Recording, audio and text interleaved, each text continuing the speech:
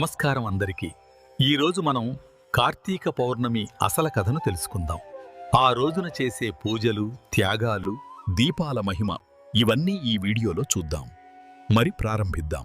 పూర్వం దేవతలు, రాక్షసులు, ఋషులు తిరిగిన యుగంలో కార్తీక పౌర్ణమి రోజున జరిగిన మహాసంగతిని తెలుసుకుందాం. తారకాసురుడికి 3 శక్తివంతమైన కుమారులు: తారకాక్షుడు, కమలాక్షుడు, విద్యున్మాలి.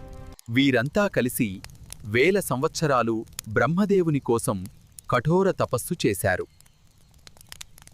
అంతటి తపస్సుకు మెచ్చిన బ్రహ్మ మంటనంది వరం అడుగు అంటూ వారికి ప్రత్యక్షమయ్యాడు.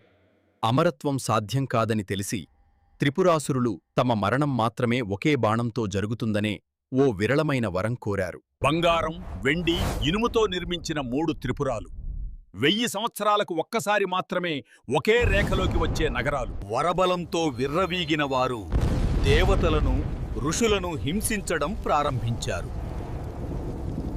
ఆపాయం తట్టుకోలేక దేవతలంతా బ్రహ్మ, విష్ణువుల దగ్గరకు వెళ్లి మొరపెట్టుకున్నారు. మనమిచ్చిన వరం మేమే వెనక్కి తీసుకోలేము. పరమేశ్వరుని ఆశ్రయించండి అన్నారు బ్రహ్మ, విష్ణువులు.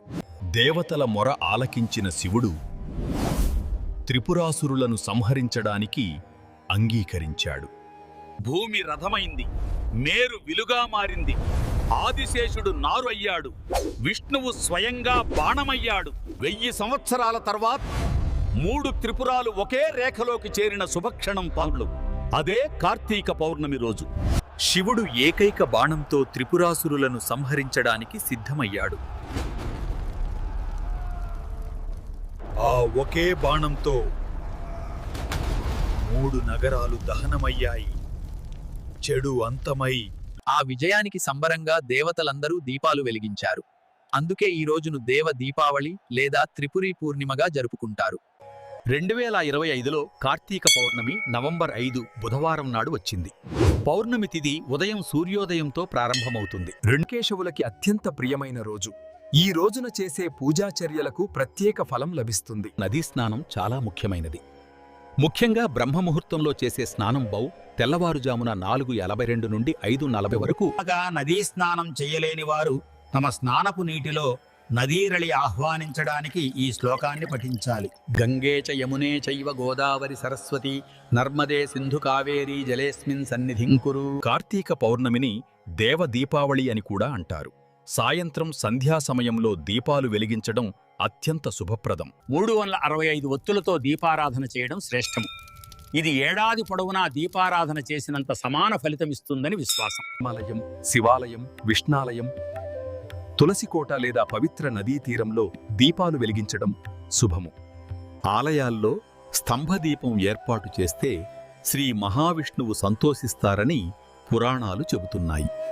కార్తీక మాసంలో శివకేశవులకు పూజ చేయడం అత్యంత శ్రేయస్కరం. శివుడికి రుద్రాభిషేకం, బిల్వపత్రాలతో పూజ చెయ్యాలి.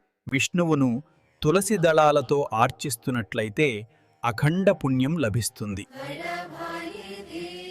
కార్తీక పౌర్ణమి రోజున సత్యనారాయణ వ్రతం చేస్తే లక్ష్మీదేవి అనుగ్రహం లభిస్తుంది. వ్రతకథ చదవడం లేదా వినడం ఎంతో శ్రేయస్కరం. ఈ పవిత్ర దినం దానధర్మాలకు శ్రేష్టమైనది. అన్నదానం, వస్త్రదానం, దీపదానం చేయడం చాలా శుభకరం. శక్తికి తగ్గట్టు దానం చేస్తే మహాపుణ్యం లభిస్తుంది. పురాణాల ప్రకారం ఈ రోజున తెల్లని వస్తువులు కందుదు. అన్నం, పండ్లు, వస్త్రాలు వంటి దానాలు చేయడం శ్రేయస్కరం. కానీ పాలు, పెరుగు వంటి వాటిని దానం చేయకూడదు. గర్భిణీ స్త్రీలు కార్తీక పౌర్ణమి పూజల్లో పాల్గొనవచ్చు.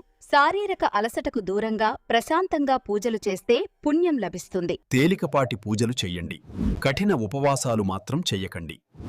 వృద్ధులు, రోగులు, పిల్లలు, గర్భిణీలు కఠిన ఉపవాసాలు చేయకూడదు. ఒక్కపూట భోజనం చేసి పండ్లు లేదా పాలు వంటివి తీసుకున్నా ఉపవాస ఫలితం దక్కుతుంది. పిల్లలకు సాధారణ మంత్రాలు నేర్పండి. మంతుడు భక్తితో జపించేలా ప్రోత్సహించండి. ఓం నమః శివాయ, ఓం నమః శివాయ, ఓం నమః శివాయ, ఓం నమః శివాయ. విష్ణు సహస్రనామం వినండి, కార్తీక పురాణం చదవండి, లేదా మీరు కథలు వింటే పుణ్యం మరింత పెరుగుతుంది. దానం చేసే సమయంలో కఠినమైన వస్తువులు కాక శుభప్రదమైన వస్తువులను ఇవ్వడం మంచిది. చిన్నారుల చేతుతో దానం చేయించి ఉదారతను పెంపొందించండి. ధర్మశాస్త్రాలు శారీరక నొప్పిని కలిగించే నియమాలను ఎప్పుడూ ప్రోత్సహించవు. శాంతి మరియు ప్రేమతో పూజలో పాల్గొనడం ముఖ్యం. మీ అందరికీ శుభ కార్తీక పౌర్ణమి శుభాకాంక్షలు. ఈ విధమైన పూజా కథలు, ఆధ్యాత్మిక వీడియోల కోసం మా ఛానల్ను సబ్స్క్రైబ్ చేయండి. తిరిగి కలుద్దాం.